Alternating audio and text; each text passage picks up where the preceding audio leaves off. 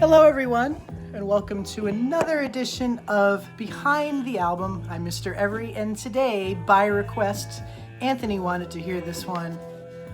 It is Pink Floyd's The Dark Side of the Moon. And yes, it's important to use that article, the. This album came out in March of 1973 and was really, I guess, the breakthrough album in the United States for Pink Floyd. This album is known as a concept album. Many of the songs actually blend one into the other, and a lot of the songs have to deal with the mental illness of one of their former members, Syd Barrett.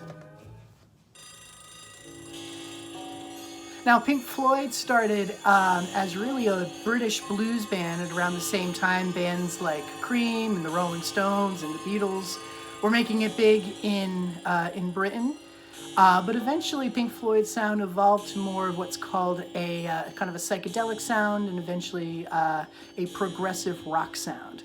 A lot of different elements going on, like these chimes that you just heard at the beginning of the song Time.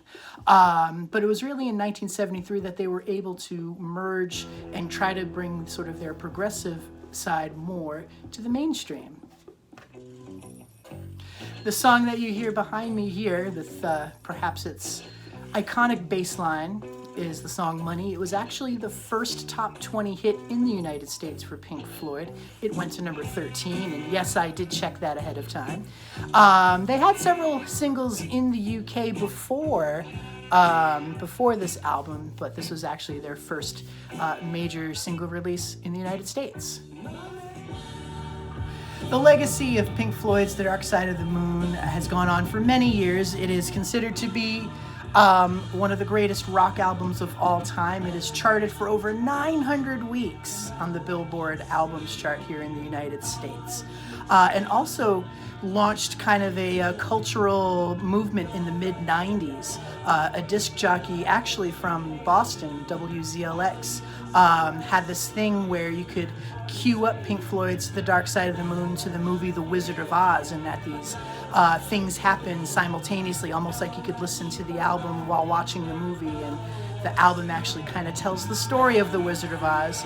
I was in high school during this time, and yes, I did try it, and there were a couple of I guess, anomalies perhaps, or coincidences, but I don't know. I didn't really find much of that to be true.